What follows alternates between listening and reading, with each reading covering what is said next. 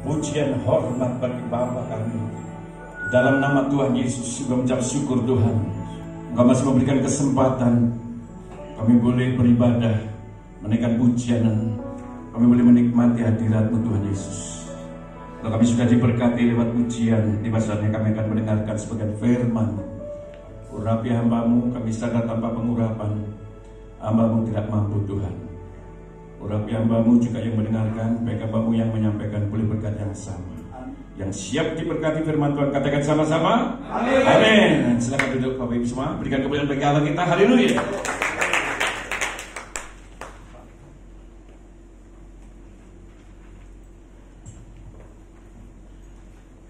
Salam Bapak Ibu semua. Puji nama Tuhan, selamat beribadah di minggu yang terakhir ini, saudaraku. Mari kita buka sama-sama di dalam Injil Matius, yang sangat terkenal sekali, pasal yang ke-11 ayat 25 sampai yang ke-30. Injil Matius pasal yang ke-11 ayat 25 sampai yang ke-30.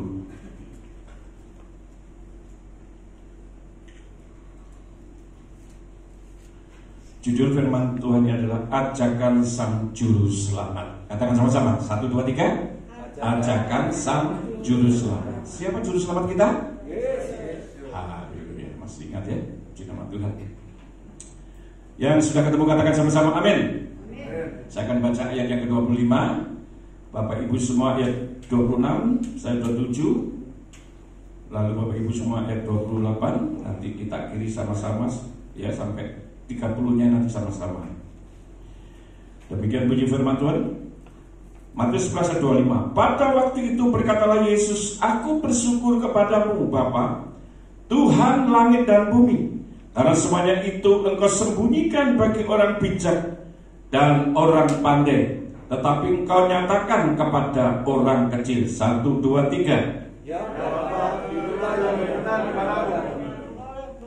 Semua telah diserahkan kepadaku oleh Bapakku, dan tidak seorang pun mengenal anak selain Bapa, dan tidak seorang pun mengenal Bapa selain anak, dan orang yang kepadanya anak itu berkenan menyatakannya. 1, 2, 3.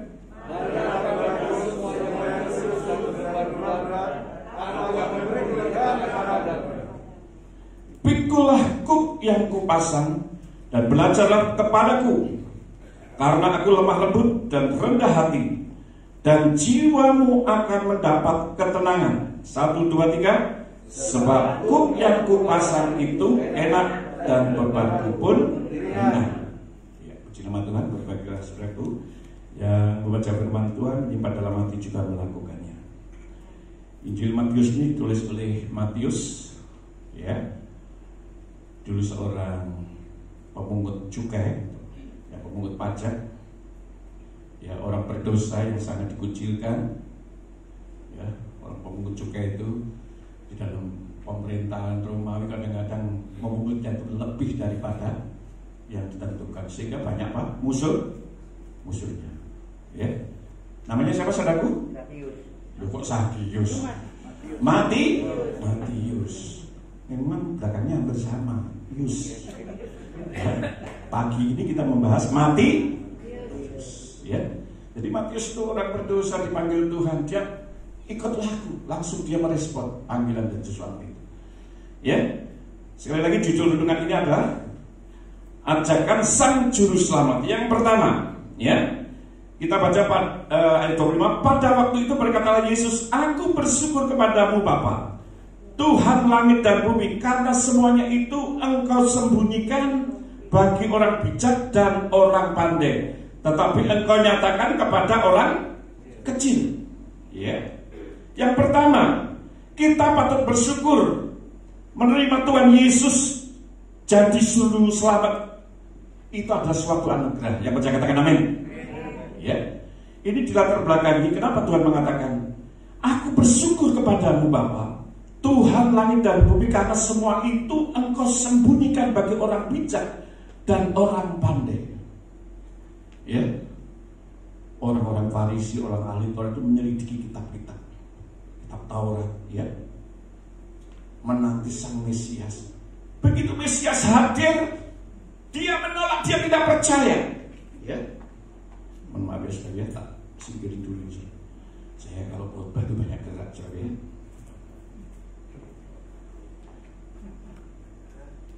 Jadi disembunyikan, ya. Bagi orang, ya, orang pintar tidak tahu. Makanya Yesus mengatakan, aku bersyukur, ya. Kau nyatakan kepada orang miskin, kepada orang lemah, orang bodoh, ya. Murid-murid Tuhan Yesus itu orang-orang yang sederhana, nelayan, ya. Terus banyak orang yang datang itu, ya, orang-orang yang biasa, orang-orang yang pintar justru menolak, ya. Makanya saudaraku, kita wajib apa? Bersyukur.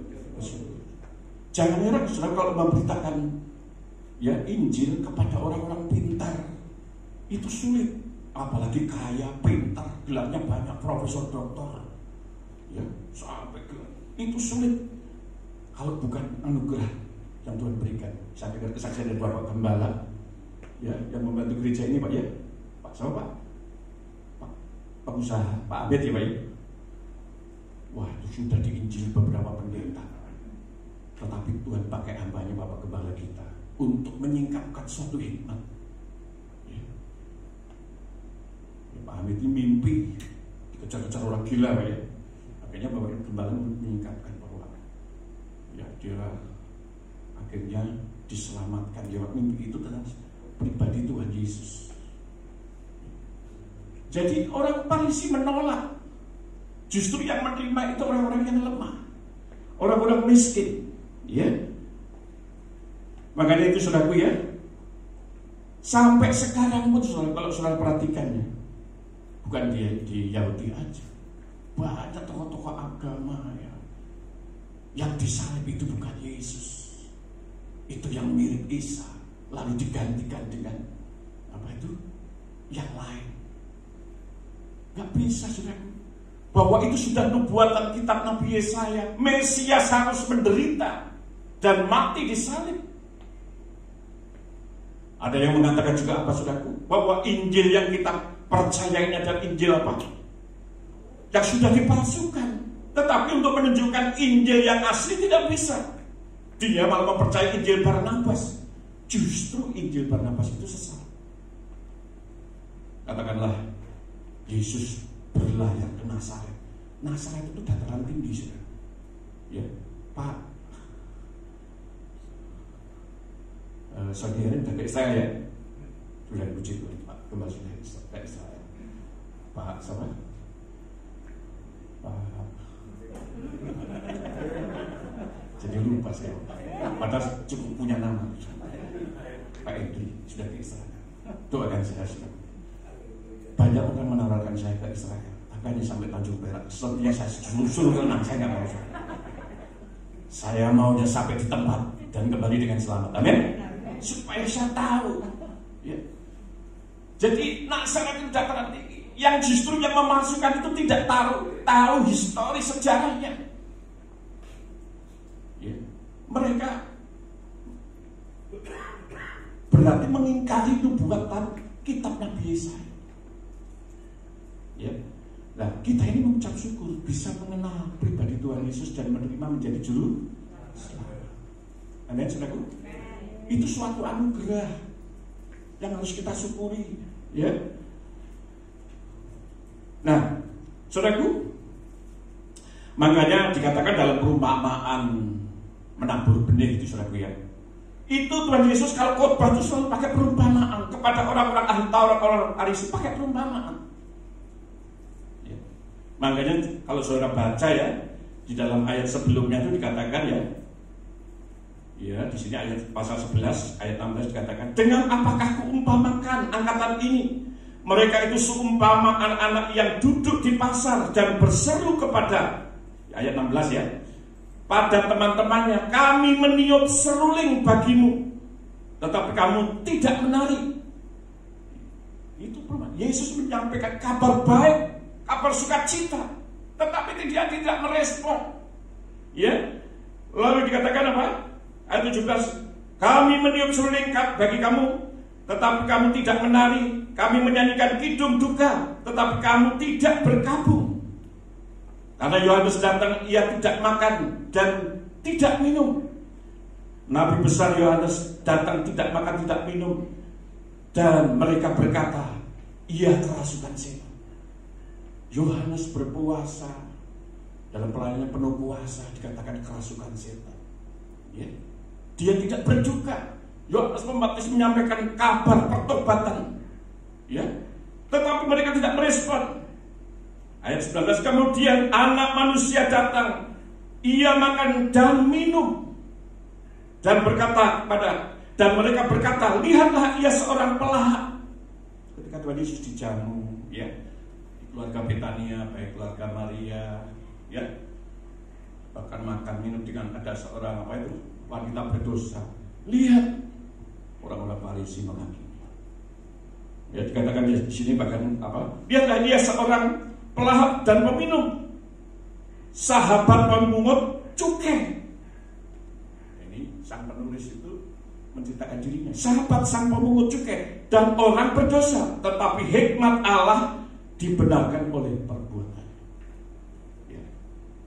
Kepada orang-orang Farisi Allah Tuhan Yesus khotbah pakai perumpamaan. Tetapi muridnya itu bertanya akhirnya, apa arti perumpamaan? Makanya firman Tuhan menyampaikan Tuhan Yesus bahwa benih itu adalah firman Tuhan. Ya. Jadi kalau saya menyampaikan benih itu apa, saudaraku? Firman Tuhan. Ada yang ditabur di pinggir jalan, lalu dimakan apa? Burung. Itu adalah apa? Iblis. Ya.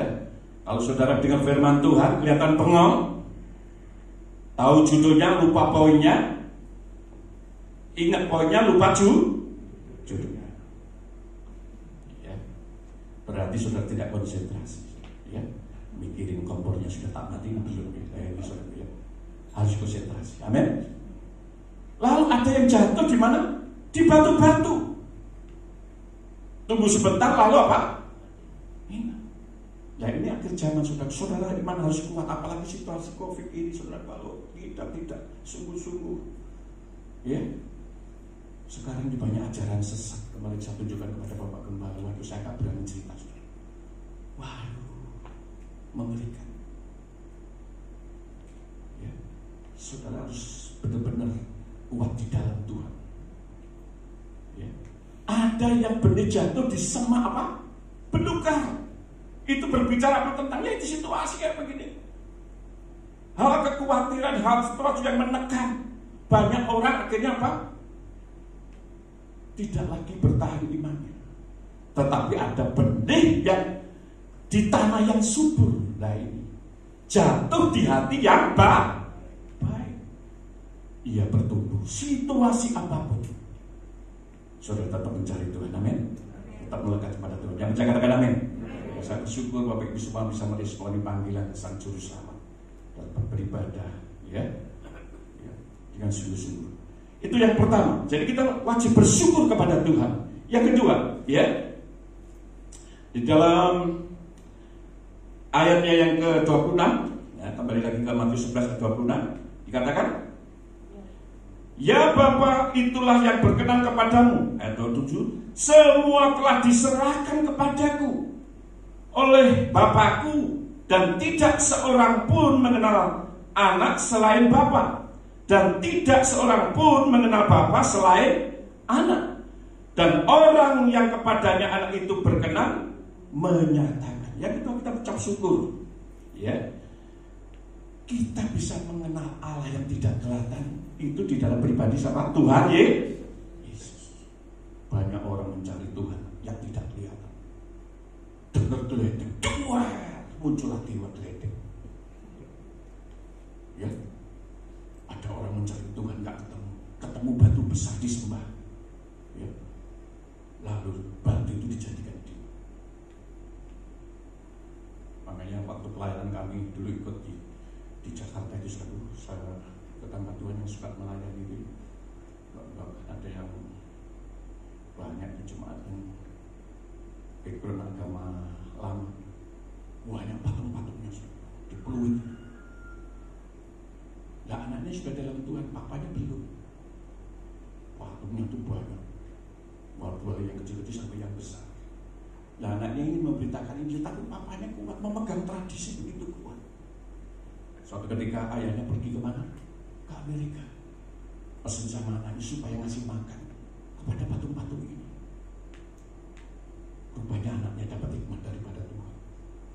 Ya.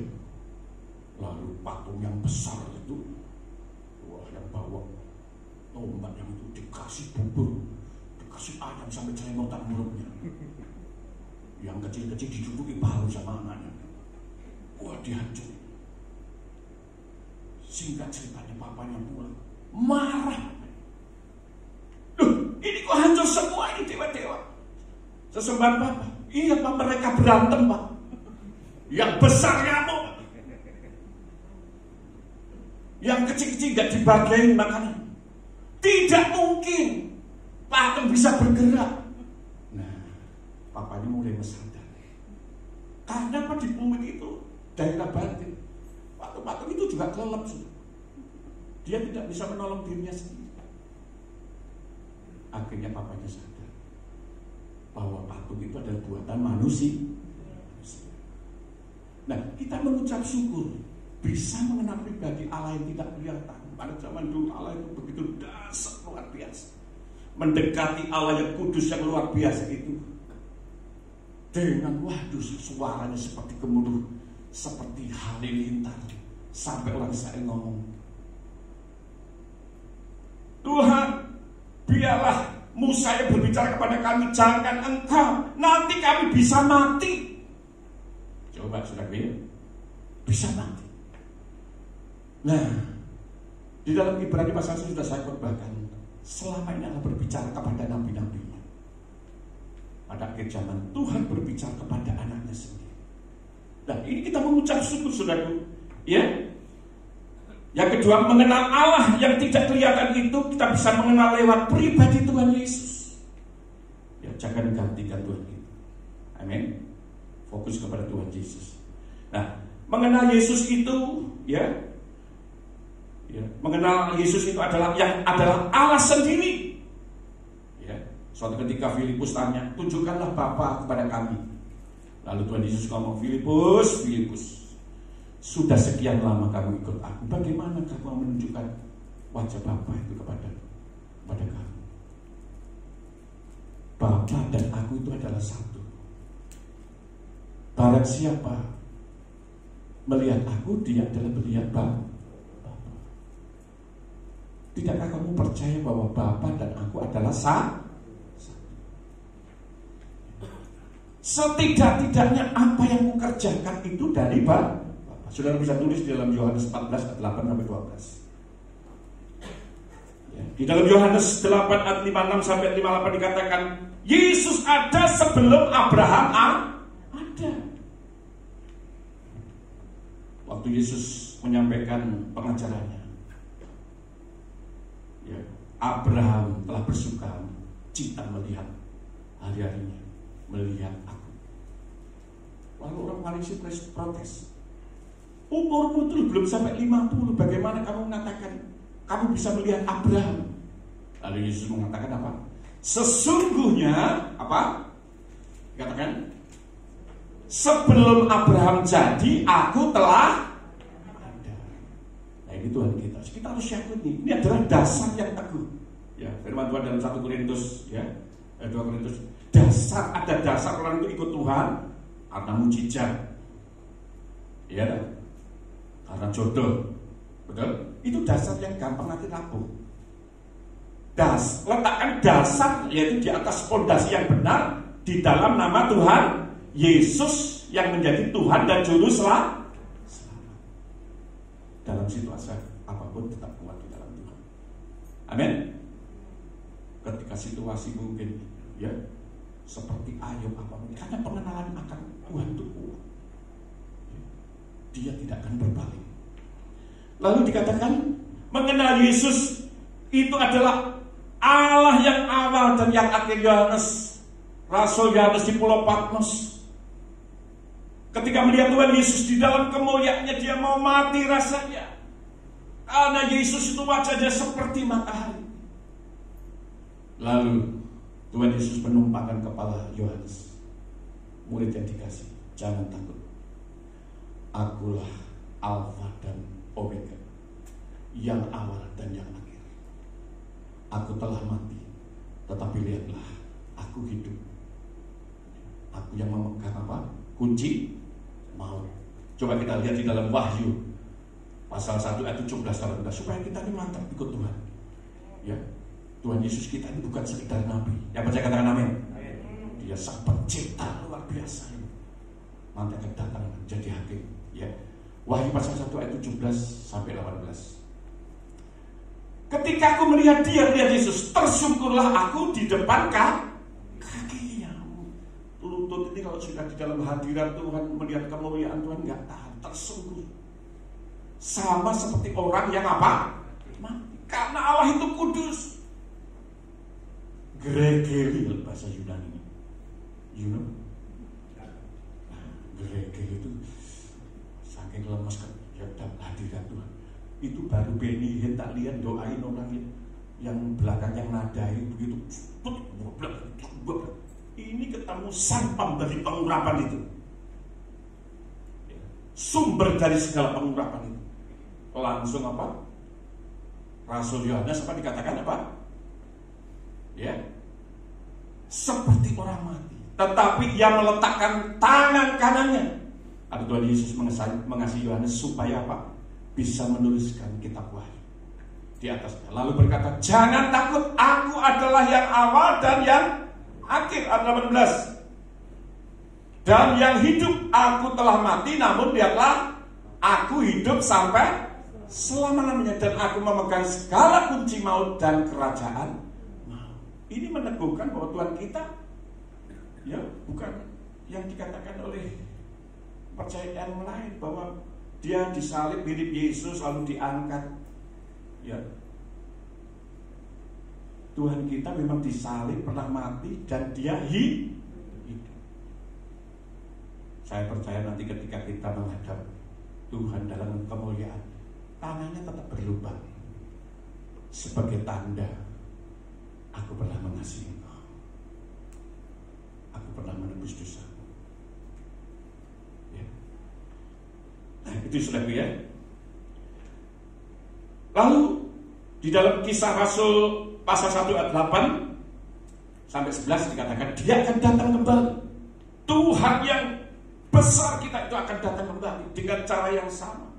Waktu dia naik, ada malaikat berkata, hai orang Israel, ya, kita baca dulu ya. Tetapi kamu akan menerima kuasa dan Roh Kudus turun ke atas kamu, dan kamu akan menjadi saksiku di Yerusalem dan di seluruh Yudea dan Samaria dan sampai ke ujung bumi. Ayat 9. Sesudah ia mengatakan demikian, terangkatlah ia disaksikan oleh mereka. Jadi semua sekitar 500 murid melihat Tuhan Yesus terangkat. Ayat 10. Ketika mereka sedang menatap ke langit waktu ia nanti, tiba-tiba berdirilah dua orang yang berpakaian putih dekat mereka. Ini para malaikat. Dan berkata kepada mereka, hai orang-orang Galilea, mengapa kamu berdiri melihat ke langit? Yesus ini yang terangkat ke surga meninggalkan kamu akan datang kembali dengan cara yang sama seperti kamu melihat dia naik ke surga. Jadi kalau waktu naik dari ini, tapi waktu datang dari atas. Dan saya percaya ya, kata seluruh dunia melihat itu, seluruh televisi nyoting itu. Ya. Karena di Alkitab ini ya menulis semua mata akan pandang. Waktu menulis ini kan nggak terpikirkan akan ada televisi dan satelit menyiarkan. Sekarang kan sepak bola bisa live, seluruh dunia bisa live. Kedatangannya juga begitu. Amin. Nah, jadi kita patut bangga. Katakan sama-sama. Yang kedua, kita mengenal Allah yang tidak kelihatan. Ya, itu kita bisa mengenali lewat pribadi Tuhan Yesus. Katakan sama-sama amin. Amin. Yang ketiga, ya. Yang ketiga, di dalam ayat yang ke-28 dikatakan, marilah kepadaku semua yang letih, lesu dan beban berat, aku akan memberi kelegaan kepadamu. Tuhan Yesus menawarkan kelegaan kepada umat yang berbeban berat. Banyak kan masalah kehidupan ini. Di zaman waktu itu juga ada masalah kesehatan, orang dirasuk setan, juga masalah apa saudara? Yang membebani apa? Hukum Taurat itu saudaraku, jangan dipikir hanya 10 perintah, bukan. Perintahnya itu kurang lebih bisa 613. Banyak sekali, itu membebani.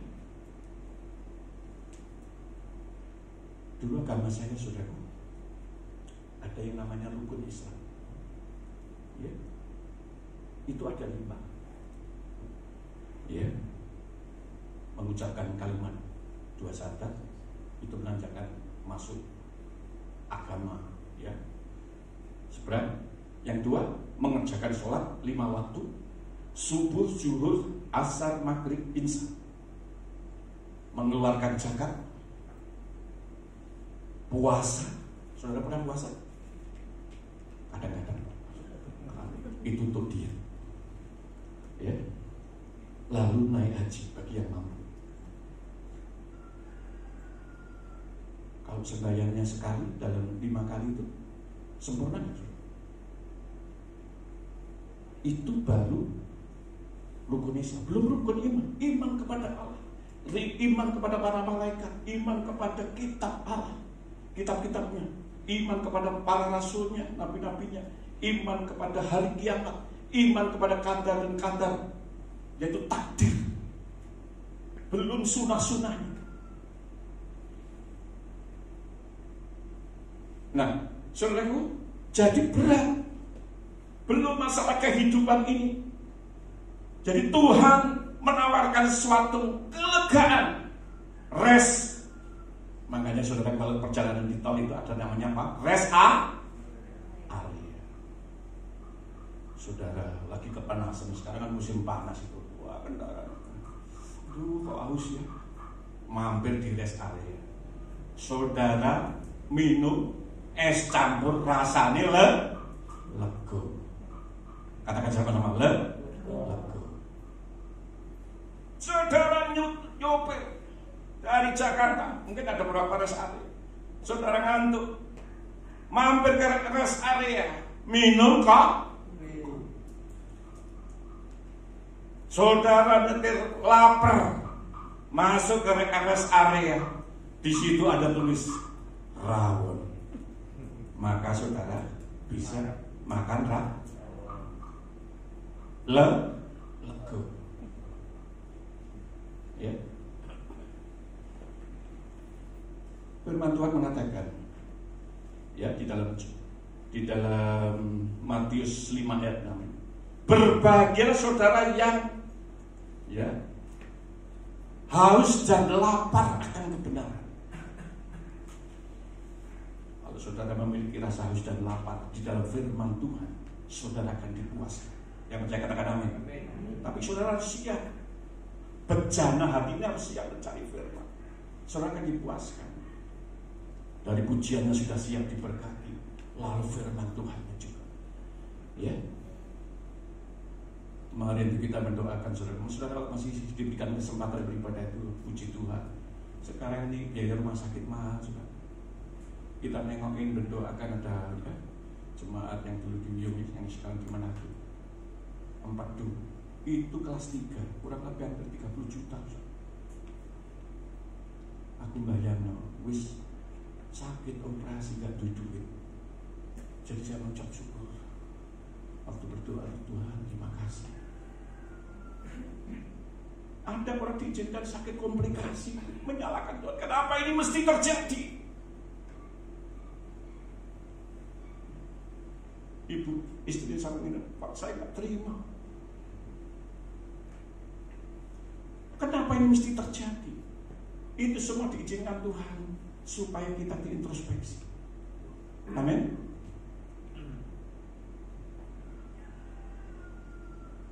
Ada yang kecelakaan. Jadi kalau saudara diberikan kesempatan, masih ada waktu, ya, beribadah itu suatu anugerah Tuhan. Jangan takut soal kematian. Kematian itu pasti. Ya, saya share ada seorang ibu-ibu yang usianya hampir 80 itu saudara, dia menyiapkan kematian itu, ngomongkan kematian itu bukan ngalup. Ngalup itu apa ya? Kalau dijelaskan, ngalup itu bahasa Jawa. Ngalup itu seakan-akan mengharapkan mati. Bukan. Dia berbicara itu mempersiapkan anaknya. Kadang-kadang begitu mati kebingungan. Ini mau dikuburkan atau dikremasi? Bertekad sendiri. Ada kepercayaan anaknya bingung. Mamanya langsung memutuskan kalau aku nanti mati dikremasi biar nggak repotin. Sekarang kuburan mahal, di Kembang Kuning terus dibongkar semua, apalagi kalau ya di Singapura itu saudaraku. Yang selanjutnya apa saudaraku? Dia menyiapkan supaya imannya anak-anaknya itu siap bahwa kematian itu suatu kepastian. Tetapi kita tidak ingin mati konyol. Saudara yang ibadah ini mati konyol enggak? Tidak, amin. Karena kita sudah mengikuti prosedur protapnya pemerintah, tetapi kita memiliki iman datang kepada Tuhan. Ya, nah, kita ucap syukur kalau pagi itu doa pagi, saudara ya. Calon yang diberkati itu ada 2 pasangan rajin doa pagi. Mereka dipertemukan dalam situasi yang unik. Makanya saya berdoa, saudara yang masih jomblo, datanglah doa pagi. Ini ada kisah beneran, saudaraku, ada kisah beneran. Ada seorang ya wanita namanya Mada itu, saudara. Dia itu rajin pelayan, rajin ibadah, tetapi dia bergumul belum mendapatkan jodoh. Suatu ketika dia datang di doa malam. Biasanya kalau doa malam itu pasangan-pasangan, 2 orang yang pria dengan yang pria, yang wanita dengan yang wanita. Stoknya habis, Mada sendirian, gak ada teman untuk berdoa. Tetapi ada orang baru datang, namanya Koko Yohanes. Dan mohon maaf saudara, mohon maaf ya, saya akan bicarakan ini, tapi saya belajar imannya Mada. Ya, Mada ini, Madanya ada kekurangan. Kalau ngomong gini, halo, aman-aman. Kalau kesaksian, Tuhan Yesus baik. Itu kekurangannya. Tetapi dia setia di dalam Tuhan. Suatu ketika waktu berdoa itu, kenalan sama Yohanes. Halo, kenalan, namanya saya Yohanes. Oh, Daya, anak enak. Orang mana enak. Ngerti ya saudara ya? Wah, luar biasa. Itu jarang saya ikut bagi ngerti dalam bahasa ini, bahasa Sandi. Singkat ceritanya, inoain apa saya butuh seorang pasangan hidup yang cinta Tuhan, yang mengasihi Tuhan, ya, yang suka melayani. Ini enggak mau ini, yang juga pengen yang ingat Tuhan, yang tunggu-tunggu, yang pengatur.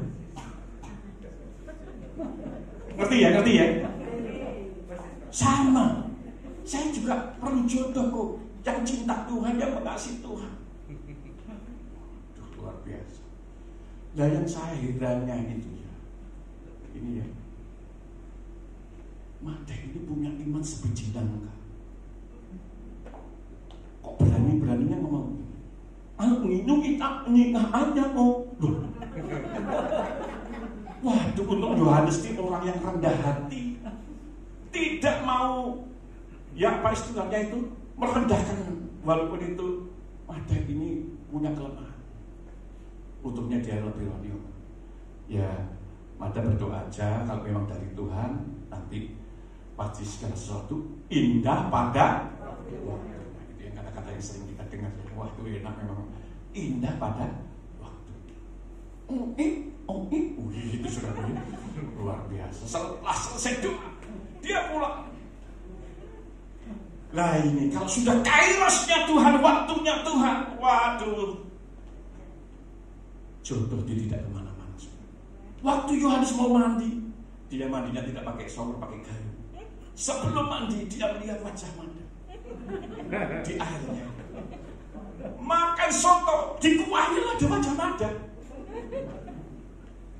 bakso di kuahnya ada mah. Waduh, terus Tuhan itu berbicara dalam hati. Mada ini memang jodoh. Dia ada damai sejahtera, ada ketenangan. Lalu waktu doa malam berikutnya datang. Kebetulan ada yang terima tamu. Halo, Mbak Yohanes. Waduh. Dia memang lama kalau sudah kebutuhan, ya. Lama sekali. Agak singkat ceritanya, Yohanes itu manggil Mada. Tuhan itu berbicara saya baik lewat mimpi, baik lewat sesuatu penglihatan. Kok kamu itu memang jodoh saya? Waduh, Mada yang muka itu bersinar-sinar, berseri-seri. Ini juga mau hidup. Akan ingat pinjam itu, ingat pinjaman. Ya, artinya apa? Dia itu selalu merasakan kok Yohanes itu adalah pasangan hidup. Wah, singkat ceritanya menikahlah mereka. Nah, waktu menikah itu saudaraku, dia diberkati Tuhan karena cinta Tuhan, dia melayani, mengasihi Tuhan. Ya, orang kalau diberkati Tuhan itu bisa pergi ke luar negeri. Ya. Lalu dia operasi bibir zooming. Duh, saudaraku, kalau ya orang jelek bisa cantik di Korea kan bisa saudara. Sekarang negara itu maju. Begitu sudah, waduh, tampil waktu kesaksian di gereja. Salam, enggak lagi dulu kan, nyash, aku wanita. Lalu sekarang tes, salam, masih ingat saya Deborah. Magda Deborah, orang bilang, wah mas, luar biasa. Saya ketemu jodoh di tempat ini ketika saya doa malam. Tuhan itu baik, Tuhan itu setia, Tuhan itu luar biasa. Waduh, orang-orang diberkati. Ya, akhir ceritanya apa? Ya, dia punya anak semuanya. Jadi yang menurut manusia itu tidak mungkin, bagi Allah dan bagi orang percaya tidak ada perkara yang mustahil. Ya, jadi masalah apapun tidak selalu jodoh, datang di doa. Amin. Tuhan berikan jalan keluarnya, ya. Tuhan berikan jalan keluarnya. Yang keempat, ya, yang keempat, ayat yang ke-29 sampai yang ke-30. Pikulah kuk yang kupasang dan belajarlah padaku, karena aku apa? Lemah lembut dan rendah hati, dan jiwamu akan mendapat ketenangan. Ya. Tadi Tuhan memberikan kelegaan rest dalam istirahatnya Tuhan. Dan kita kalau mikul kuk yang Tuhan berikan, kita akan ya mendapat ketenangan. Sebab kuk yang kupasang itu enak dan bebanku pun ringan. Saudaraku, saya ini walaupun lama di kota, ya gak kota besar Kediri. Waktu ayah saya pensiun, ayah saya itu belajar bertani gitu ya. Nah, kuk itu kalau di sawah-sawah itu yang ditaruh di apa tuh lehernya sapi atau kerbau untuk bajak sawah. Sawah bisa, tegalan bisa, ya. Lalu kuk ini ya, kalau di sini berbicara hukum Taurat yang tadi hukumnya itu sekitar 613 perintah, begitu memberatkan, ya, membebani. Sekarang di dalam Tuhan Yesus diringkas menjadi 2 hukum, yaitu apa? Kasih kepada Allah dan kepada sesama manusia. Makanya Tuhan mengatakan, kuk yang kuberikan itu ringan. Kalau dulu berat. Amin.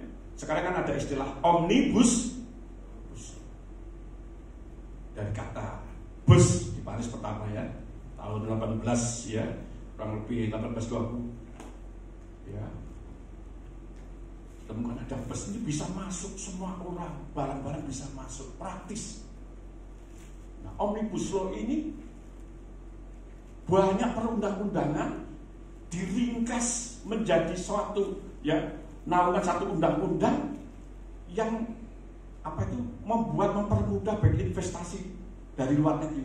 Karena selama ini para investor dari luar negeri itu sudah datang, ternyata antara undang-undang, peraturan pusat dari daerah, bupati, gubernur, banyak peraturan, sehingga sudah begitu modalnya ini balik lagi, dan itu menutup ruang investor.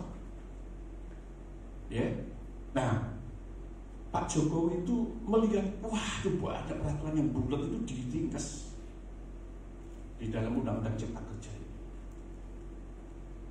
Nah, demikian juga sudah, kalau kita tuh ngikutin surat tadi agama Yahudi yang Taurat begitu perintahnya banyak, belum agama-agama yang lain itu juga perintah. Kita cuma untuk mengasihi Allah. Kan dalam yang 10 hukum itu saudara jangan menyebut ilah lain. Ya kan? Jangan menyembah ilah lain. Sampai yang keempat itu diringkas, kasih kepada Allah. Kalau kita mengasihi kepada Allah, kita tidak akan menyebut Tuhan itu sembarangan. Saudara ke tempat ini karena dasarnya apa? Mengasihi Allah. Banyak hukum-hukum, jangan mencuri, jangan mengingini barang orang, jangan mengingini ini. Disingkat, mengasihi sesama. Orang mengasihi sesama nggak mungkin ingin memiliki, punya orang lain, walaupun kita tahu itu dompetnya orang lain. Ada dompet jatuh dikembalikan, diberikan kepada pengurus, dilihat, ini milik siapa, dilihatnya dari KTP. Ini kejadian jangan ditiru. Waktu ibadah ada uang jatuh 500.000. Yang belakang melihat, diambil ratusan, dimasukin di kolektor. Yang duduk itu gak sadar kalau tuannya, tapi dia lihat yang ngambil itu memasukkan di kolektor. Waduh, pulangnya itu yang melihat itu penasaran. Bapak luar biasa, ya kasih kolektor 500.000. Bapak ini luar biasa, Bapak mengasihi itu. Lu enggak kok, saya tadi lihat ada uang jatuh di dekat Bapak, tak masukkan kolektor, baru sadar deh, wah itu uangku. Gak punya uangnya. Nah itu.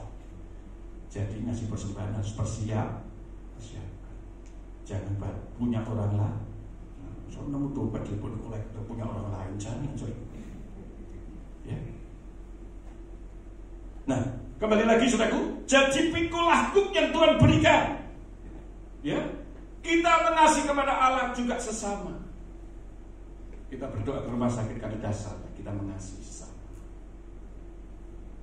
Kita melayani dasarnya kasih.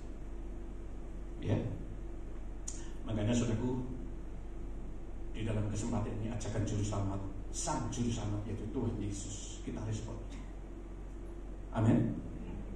Ya, situasi sekarang ini memang situasi yang tidak menentu, tetapi percayalah, ibadah itu banyak mengandung janji untuk kehidupan hari ini maupun untuk kehidupan yang akan datang. Ya. Kehidupan hari ini, apapun masalahnya, kalau di dalam Tuhan nanti pasti Tuhan tolong dengan caranya. Nanti kehidupan akan datang, itu pasti Tuhan atur. Baik itu buat kehidupan kekal. Makanya saudaraku, pagi hari ini respon. Ya. Jadi yang pertama, kita bersyukur karena kita telah menerima Tuhan Yesus menjadi juru selamat pribadi. Keselamatan kita karena anugerah. Ada doktrin di dalam Calvinis, sekali selamat tetap selamat. Ya. Tetapi Arminian mengatakan harus ada tindak lanjut. Ya. Harus ada respon. Yang itu sudah terima Tuhan Yesus selamat, terus seenaknya juga seorang kembali ke kehidupan lama, nggak boleh. Nah, dulu kita ini percaya dua-duanya dikombin. Jadi keselamatan itu memang anugerah, tetapi kita harus menjaga keselamatan itu dengan takut dan gentar. Ya. Nah, yang kedua tadi apa? Kita bersyukur mengenal Allah yang tidak kelihatan itu di dalam pribadi Tuhan Yesus. Kita harus bersyukur. Makanya saudara Bapak Ibu semua harus baca firman Tuhan. Itu surat cintanya kepada kita. Ya. Yang ketiga, apa saudaraku? Tidak ditulis. Ya. Yang ketiga, Tuhan Yesus menawarkan kelegaan kepada umatnya yang berbeban berat. Kita merespon. Kalau Bapak Ibu datang ke tempat ini adalah alamat yang tepat. Tuhan akan memberikan rest istirahatnya di dalam Tuhan. Kalau kita ilustrasikan rest area. Ya. Saudara mengalami kelegaan yang harus dipuaskan, yang lapar dikenyangkan. Ya. Di dalam Tuhan pun demikian. Kalau kita sungguh-sungguh mencari Tuhan akan dipuaskan. Yang keempat, ya dikatakan, mari kita memikul kuk yang diberikan Tuhan. Jangan kembali lagi ke Taurat.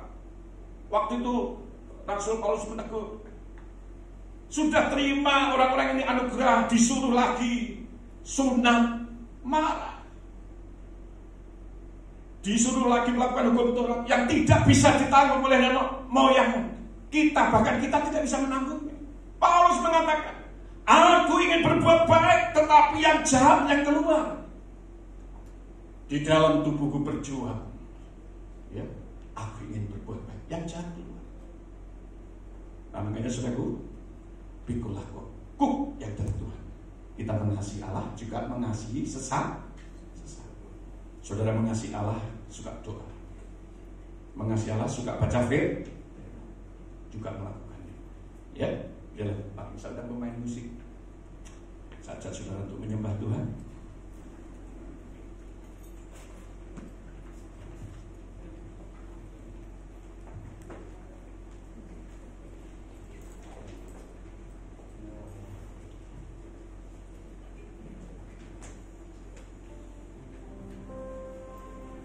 Pujian kami bangga. Terima kasih Tuhan Yesus. Kami bangga memiliki Allah seperti-Mu. Kami bahagia menjadi milik-Mu. Kami muliakan, kami tinggikan, kami agungkan nama-Mu Yesus. Kami bangga memiliki Allah seperti-Mu. Kami bahagia menjadi milik-Mu. Kami memuji, kami menyembah kepada-Mu, Yesus. Mari katakan sama-sama. Dialah yang maha tinggi, Dialah yang maha suci, Dialah yang maha suci. Siapa namanya? Katakan sama-sama. Dialah Yesus, Raja damai. Dialah yang maha besar, Dialah yang maha mulia. Siapa namanya? Katakan. Dialah Yesus, luar biasa, luar. Mari kita bagi kepada saudara, kita berikan pujian, angkat hati dan suaramu. Kami bangga memiliki Allah seperti-Mu. Kami bahagia menjadi milik-Mu. Kami muliakan, kami tinggikan, kami agungkan nama-Mu Yesus.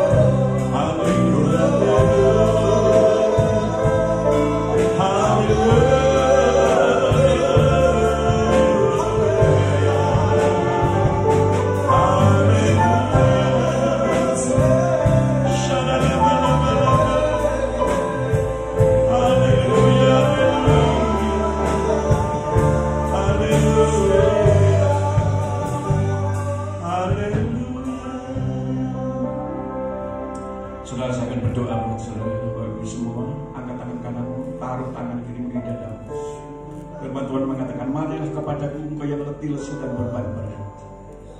Tuhan menawarkan suatu kelegaan, rest di dalam istirahatnya Tuhan. Mungkin hari-hari ini yang kita lewati, jiwa kita lelah oleh karena kondisi, situasi. Saya tidak tahu, tetapi Tuhan menawarkan satu hal, akan mengangkat setiap beban kita. Jangan melihat ke kanan kiri Tuhan, kau melihat tangan-tangan yang terangkat Tuhan Yesus.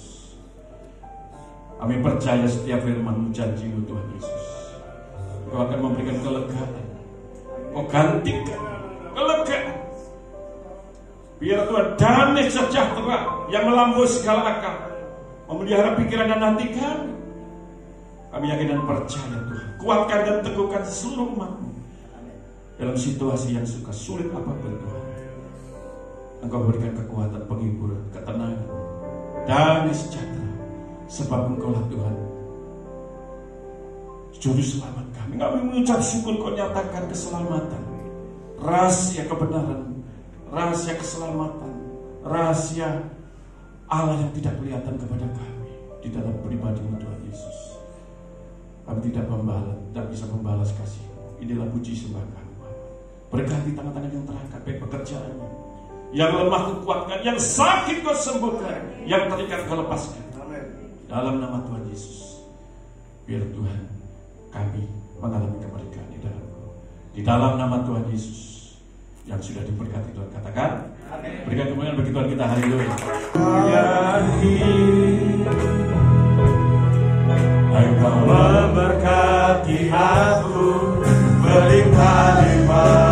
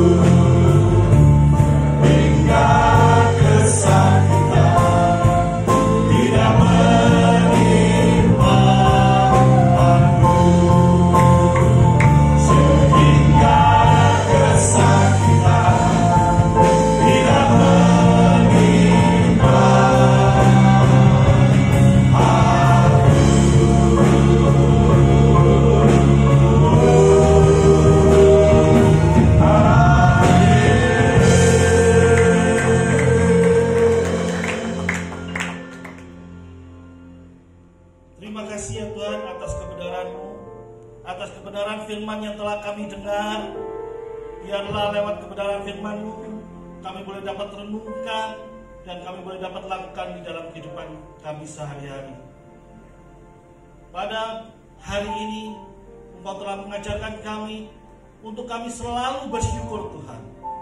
Bersyukur karena Engkau telah memanggil dan memilih kami menjadi umat-Mu. Amin. Siapakah kami ini ya Tuhan? Sehingga Engkau memberikan kasih-Mu anugerah-Mu Tuhan. Biarlah kami boleh dapat merespon panggilan-Mu dengan ucapan syukur.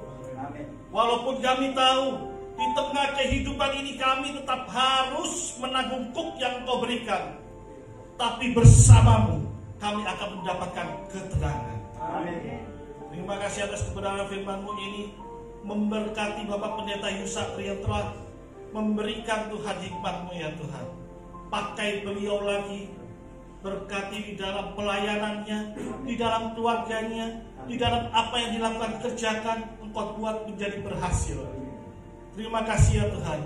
Dan Engkau melihat setiap kami yang sudah mengambil pelayanan pada pagi hari ini, mulai dari worship leader, singer, pemain musik, pembawa kolektan, multimedia, pengukur suhu, dan juga tidak lupa kepada Bapak Henry yang sudah membantu melayani dengan begitu luar biasa.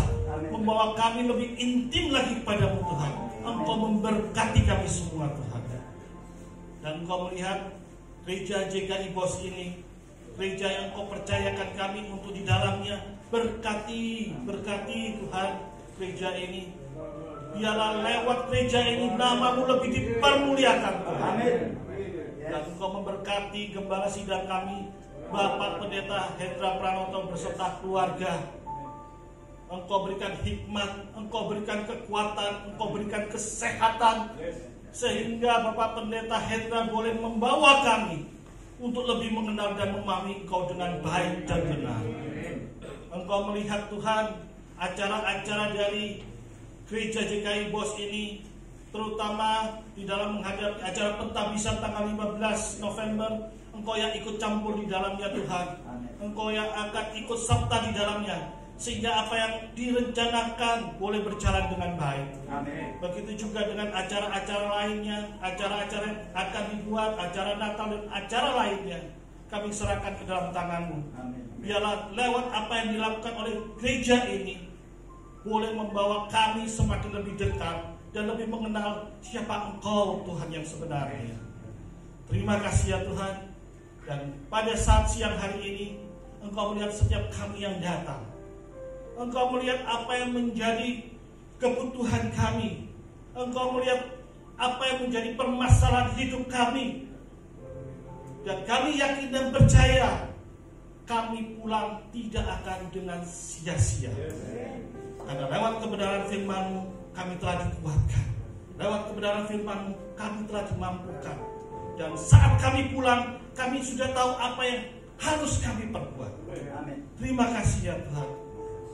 Dan jemaat yang dikasihi Tuhan, saatnya kita pulang. Pulanglah dan terimalah berkat daripada Tuhan.